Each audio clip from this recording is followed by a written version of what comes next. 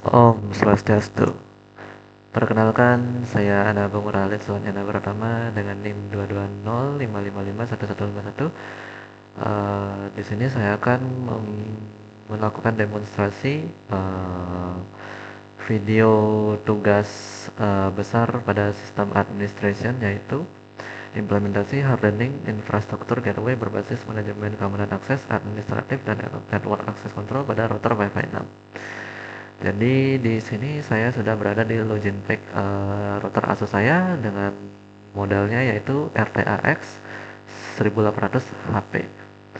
Dan di sini saya sudah menyiapkan Wireshark, tinggal dijalankan aja.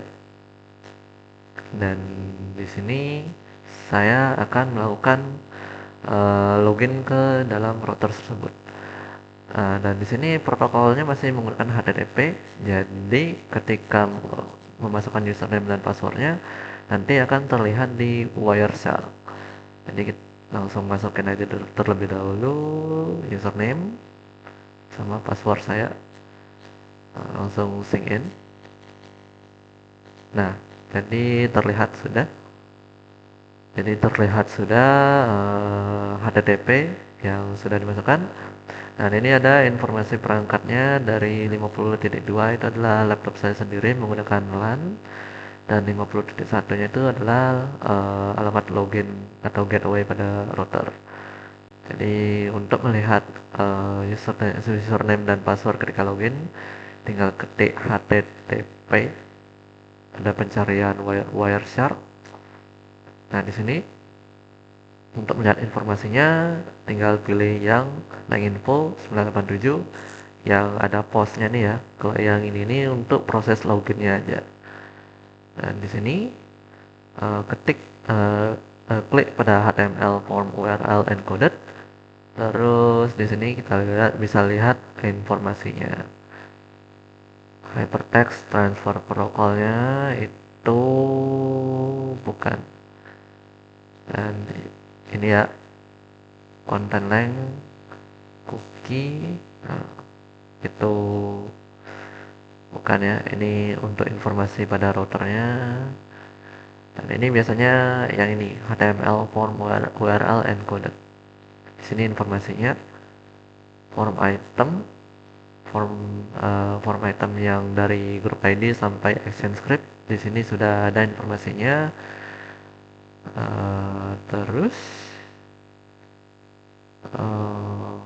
dan di sini letak kelemahan dari login pack yang diproteksi dengan HTTP. Jadi nanti ketika ada seorang peretas nanti yang berhasil meretas WiFi, nanti iseng-iseng untuk mencoba login ke dalam login pack router, nanti dilihat pada hasil pemindaian dari Wireshark bahwa informasi yang dimasukkan itu bisa terlihat dengan jelas. Jadi pada video demo kali ini saya akan memberikan rekomendasi pengaturan untuk mengamankan infrastruktur gateway dan juga network access control pada router Wi-Fi 6. Ini juga berlaku untuk router pada generasi Wi-Fi sebelumnya atau yang lama maupun generasi yang selanjutnya. Jadi yang pertama itu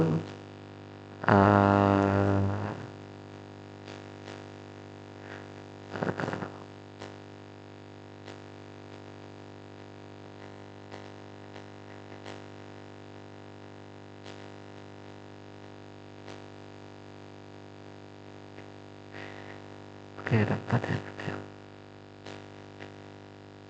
Jadi yang pertama yang dilakukan untuk mengamankan gateway dan network access control pada router Wi-Fi 6 adalah yang pertama masuk ke mode LAN. Nah, di sini pilih DHCP server. Nah, di sini biasanya pada pengaturan konfigurasi bawaan pada router itu di settingnya sampai angka digit paling terakhir yaitu 254. Karena biasanya pada router yang baru pertama kali beli itu tidak ada pengaturan untuk membatasi perangkat yang masuk gitu ya. Jadi di sini saya sudah membatasi DHCP server dari rentang 2 sampai rentang 9 karena ada 8 perangkat yang terhubung pada router saya. Setelah itu enable manual assignment. Jadi manual assignment ini sebagai DHCP binding yang nantinya untuk mengikat IP address dan MAC address pada router. Dan di sini saya sudah menambahkan juga IP dan MAC address pada manual assignment yang nantinya ketika ada pertas yang melakukan spoofing itu nanti tidak bisa melakukan spoofing karena IP dan MAC address yang sudah ditambahkan pada manual assignment atau bisa dibilang DHCP binding sudah terikat penuh pada tabel ini. Dan pastikan juga untuk mengecek juga kembali starting address dan ending address pada router agar perangkat yang tidak dikenal itu tidak mendapatkan IP address sehingga hanya perangkat yang sudah didaftarkan pada DHCP binding atau manual assignment yang bisa mendapatkan internet. Terus yang kedua pada menu WAN. Nah, di sini bagian yang sangat penting ya. Karena bagian WAN ini merupakan bagian yang sangat vital dalam akses internet.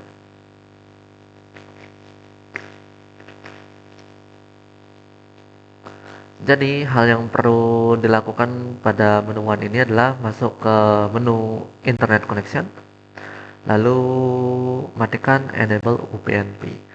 Karena UPnP ini merupakan port yang dimana untuk bersambung ke perangkat USB, misalnya seperti flash disk atau semisalnya. Karena router Wi-Fi 6 Asus RTAX 1800 HP ini tidak mempunyai port USB, jadi saran saya matikan saja. Karena ini juga sebagai celah backdoor bagi peretas untuk melakukan akses secara ilegal ke dalam router. Dan di sini juga pada perlindungan DNS. Nah, di sini pada WAN DNS setting juga harus menghidupkan enable DNS rebind protection, prevent client auto DOH, dan juga DNS privacy protocolnya juga, dan juga DNS over TLS profile. Jadi apa fungsi dari DNS setting ini? Jadi singkatnya adalah DNS setting ini adalah untuk mengatur pengaturan DNS.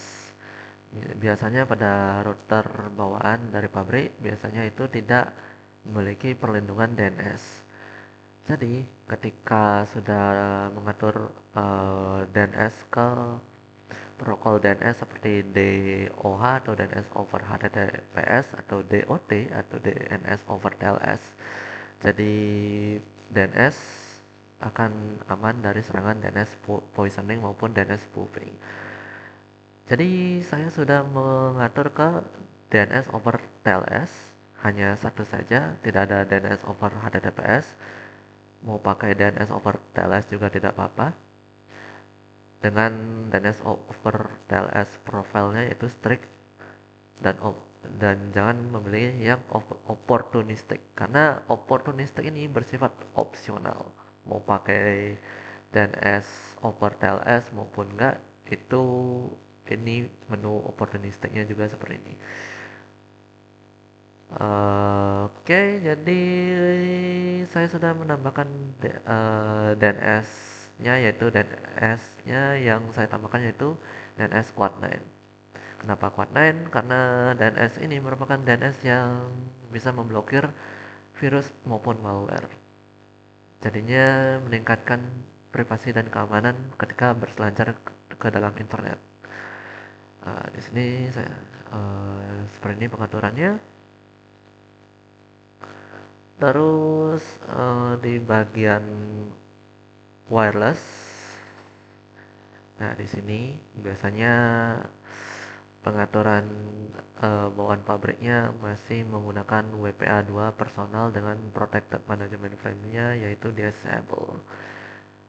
Jadi pada pengaturan wireless ini saya sarankan menggunakan protokol nirkabel terbaru yaitu WPA3 personal dengan protected management frame-nya yaitu required. Jadi WPA3 ini merupakan protokol keamanan enkripsi nirkabel dari Wi-Fi Alliance yang dirilis pada tahun 2018 dan juga mulai digunakan secara global pada tahun 2019 untuk menggantikan WPA2 dengan handshake-nya yaitu four-way handshake yang dikenal sudah usang dan juga memiliki banyak kerentanan. Terus pada wireless MAC filter sini kita mengatur MAC filter listnya baik yang pada frekuensi 2,4 GHz maupun 5 GHz dengan MAC filter mode-nya yaitu accept. Nah, kenapa accept? Jadi perbedaan mode accept dan reject ini sebenarnya adalah kalau mode accept itu hanya mengizinkan perangkat yang kita gunakan atau perangkat yang terhubung saja yang bisa mendapatkan akses internet. Nah, sedangkan kalau reject itu berfungsi untuk memblokir perangkat yang mencurigakan. Bedanya accept sama reject juga memiliki keunggulannya sendiri, yaitu mode accept itu hanya perangkat MAC bawaan perangkat saja yang bisa terkoneksi ke dalam internet. Sedangkan mode reject, nah mode reject ini kelemahannya adalah dia tidak bisa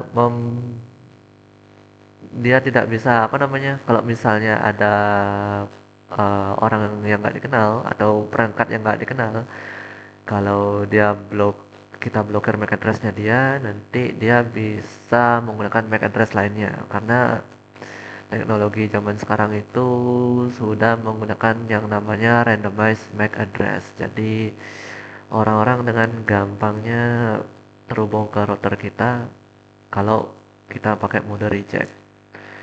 Nah, sedangkan mode accept ini dia hanya mengizinkan MAC perangkat saja atau MAC yang terpercaya saja yang bisa mendapatkan internet.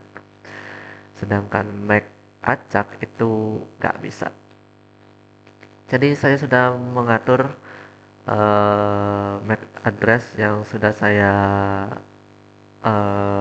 masukkan ke dalam filter ini baik pada frekuensi 5 GHz maupun 2,4 GHz.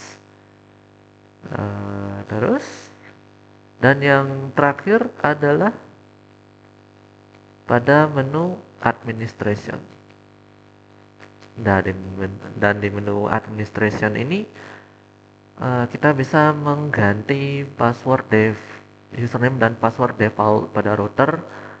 Dan di sini saya sudah menggantinya ketika pengujian sebelumnya. Terus pada menu service sebaiknya mematikan menu enable telnet dan juga enable SSH karena ini juga merupakan service yang sangat rentan untuk disusupi oleh peretas karena bisa melakukan remote jarak jauh ketika meretas login pack pada router. Dan juga pada authentication methodnya juga sudah saya jelaskan sebelumnya. Jadi rekomendasinya yaitu menggunakan HTTPS dengan portnya yaitu bisa menggunakan 443 maupun 8443. Dan bagian yang terpentingnya adalah matikan enable web access from one dan juga enable access restriction. Dan di sini pada access restriction listnya sudah saya tambahkan pada 4 perangkat saja. Pada list ini. Maksimal list yang bisa dimasukkan yaitu 4 perangkat aja. Jadi kita langsung apply aja.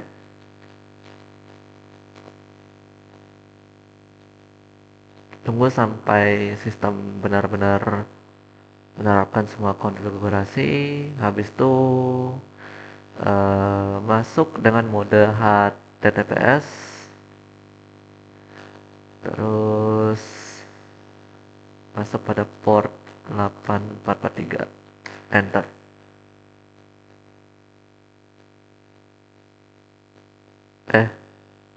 Sorry, salah. Nah,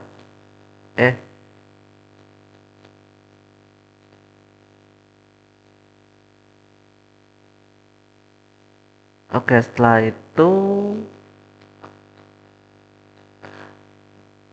itu kita masuk lagi ke login back router tapi menggunakan HTTPS. Dan di sini sudah menggunakan HTTPS. Detail sertifikatnya seperti ini. Oke. Jadi kita login lagi ke dalam interface routernya. Sign in. Nah, tinggal kita ubah menu wirelessnya dari WPA2 ke WPA3. Nah, uniknya pada WPA3 personal ini PMF-nya bersifat required. Jadi itulah mengapa WPA3 ini merupakan enkripsi keamanan modern yang saat ini distandarisasi oleh Wi-Fi Alliance hingga saat ini. Tinggal terapkan saja dengan mengklik menu apply, klik OK. Tunggu sampai sistem benar-benar menerapkan semua protokolnya.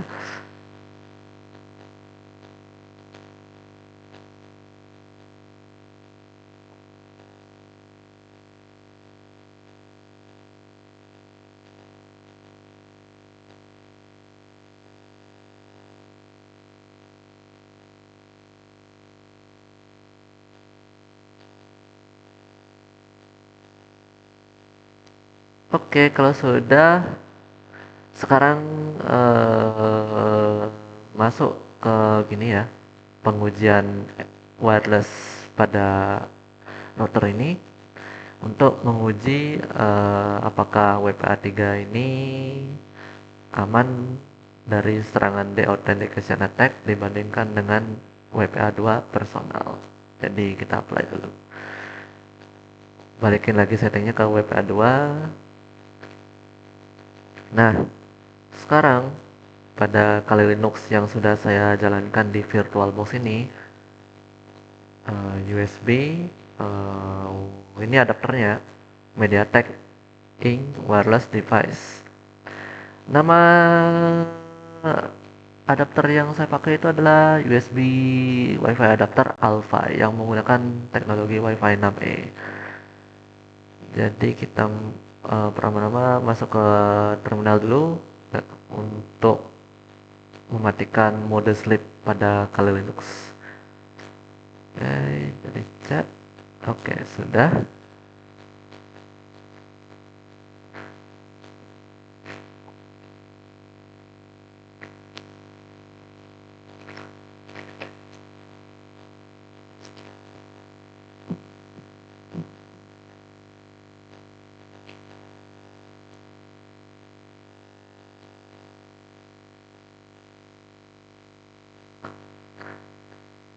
Oke, jadi yang pertama-tama yang dilakukan untuk menguji WPA2 dengan WPA3 adalah masuk ke Kali Linux pada VirtualBox, lalu jalankan rcrack ng.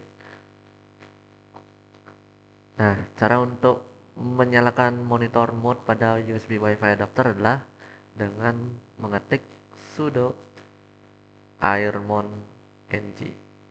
Nah, airmon ng ini adalah untuk menghidupkan monitor mode pada USB Wi-Fi adapter, karena USB Wi-Fi adapter saya sudah mendukung monitor mode dan juga packet injection. Jadi tinggal klik, masukkan passwordnya. Oke, dan di sini terlihat jelas statusnya interface WLAN 0 driver MT7921U dengan chipsetnya yaitu MediaTek. Setelah itu ketik perintah sudo rmon ng start WLAN 0. Nah, di sini sudah terlihat ya. Tapi di sini ada found two process that could cause trouble. Nah, bagaimana cara untuk mematikan proses ini? Tinggal ketik sudo rmon ng check kill.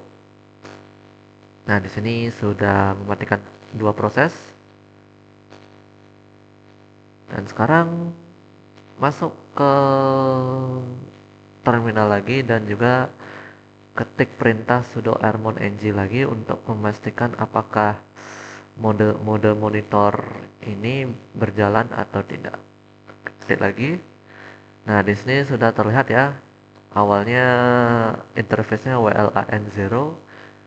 Jadi WLAN 0 mode. Itu berarti monitor mode pada USB Wi-Fi adapter saya sudah berjalan dengan lancar. Jadi langkah berikutnya adalah menjalankan iRodam ng untuk melakukan pemantauan pada jaringan Wi-Fi. Jadi kita tinggal ketik sudo iRodam ng WLAN 0 mode. Nah, seperti ini.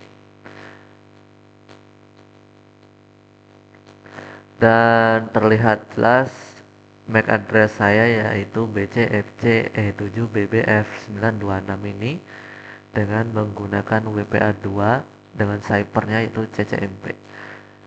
Nah, untuk melakukan deauthentication pada router yang diuji, masuk ke terminal baru, lalu ketik sudo iRodam ng C bukan C ya, tapi minway. Nah, seperti ini ya. Sudo rmon ng minway wifi hack min BSSID MAC-nya yaitu MAC kita sendiri dengan WLAN 0 mode.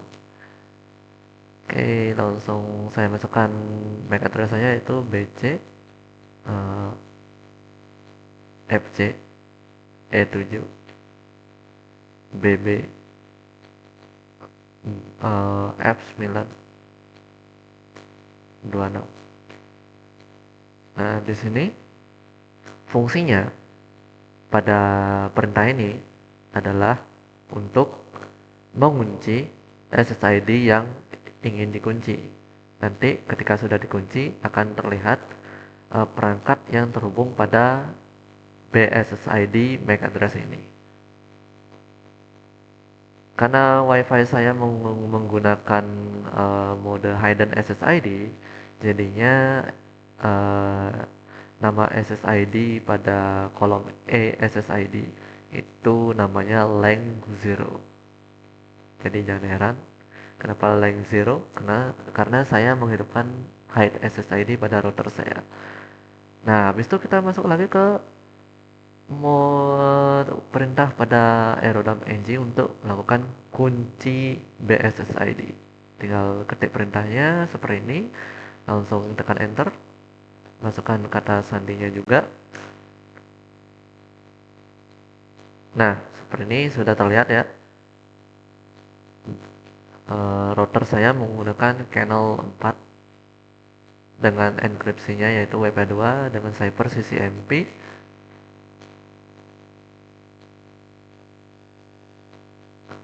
Terus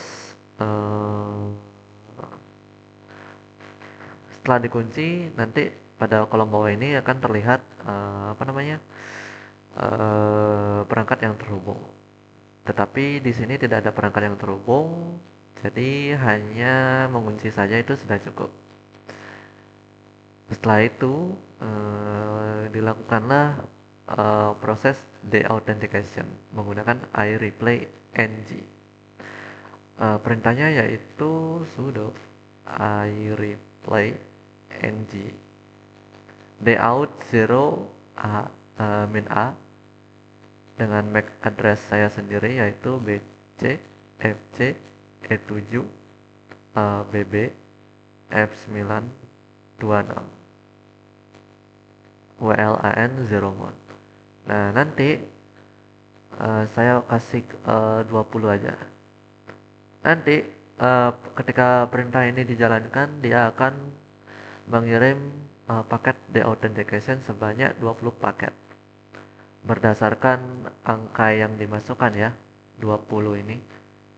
Kalau misalnya memasukkan angka 0 aja, berarti dia mengirim paket deautentikasi secara terus-menerus hingga user mematikannya secara paksa. Nah, jadi di sini kirim 20 paket deautentikasi aja. Habis itu tinggal enter. Perlu diingat juga kalau ketika melakukan deautentikasi itu channelnya itu acak-acak ya, seperti ini. Nah, seperti ini ya, waiting for beacon frame BSS ID on channel 14 but the IP use channel 4. Jadi seperti ini yang acak, yang channel acak yang dimaksud. Adapternya ini berusaha untuk mencari channel 4, tapi adapter yang didapat itu channel 14. Jadi nah, setelah mendapatkan channel yang sesuai, maka perintah ini mengirimkan 20 paket deautentikasi ke router sehingga perangkat koneksi Wi-Fi dengan menggunakan WPA2 itu terputus secara paksa. Nah, bagaimana kalau menggunakan WPA3?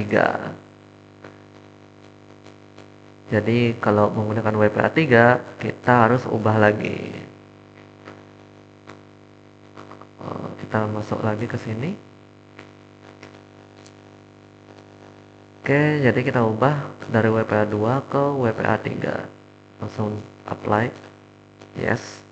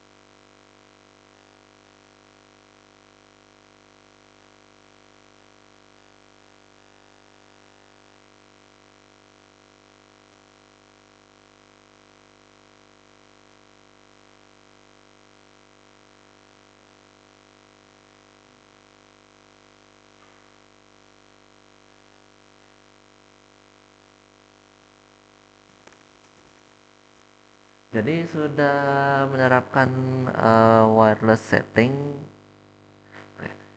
Jadi sudah menerapkan keamanan WiFi jadi sudah mengubah keamanan WiFi dari WPA2 ke WPA3. Sekarang masuk jalankan pemindaian lagi. Kita hentikan dulu. Ini juga. Sekarang kita jalankan lagi ulang aerodam engine-nya.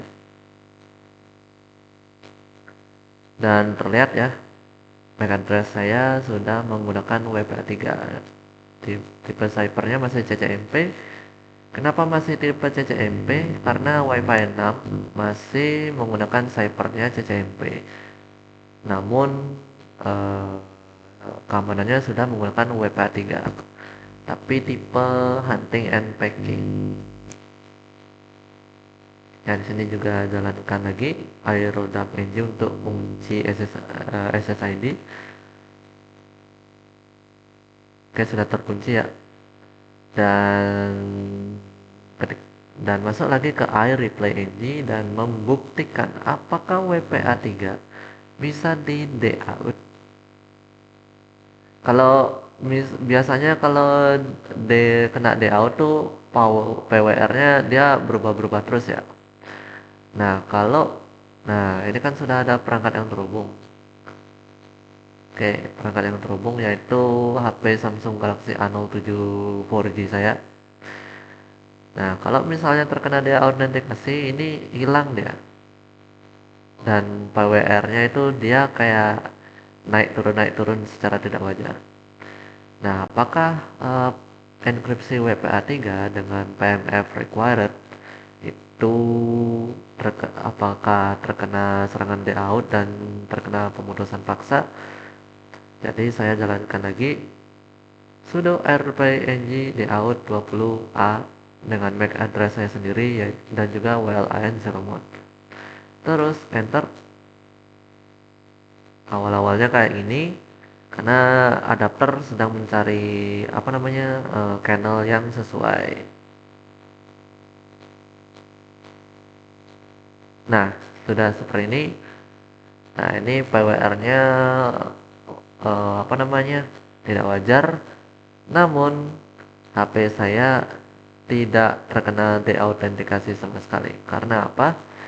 Karena WPA3 ini membawa fitur yaitu Protected Management Frame dengan opsinya yaitu required atau wajib. Karena Wi-Fi 6 ini mengharuskan menggunakan WPA3 dan juga PMF untuk melindungi dari serangan deauthentication dan juga offline dictionary attack atau serangan kamus luring, sehingga peretas tidak mendapatkan informasi apapun tentang router yang diincar atau ditarget. Oke, jadi seperti ini pengujiannya.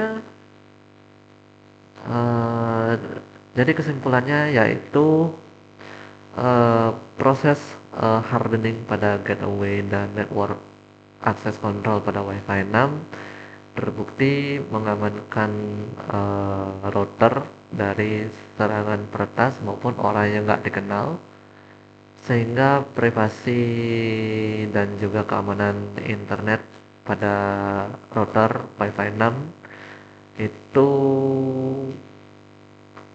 terbukti lebih aman dari serangan apapun. Namun perlu diingat bahwa ini masih menggunakan router Wi-Fi 6. Kedepannya mungkin bisa diuji coba menggunakan router Wi-Fi 6E maupun Wi-Fi 7 pada saran pada video ini. Dan begitu saja pengujian untuk hari ini. Semoga video ini bermanfaat dan mohon maaf apabila ada kekurangan maupun kesalahan dalam penyampaian video demonstrasi ini. Saya tutup dengan Paramo Santi. Om Santi Santi Santi Om.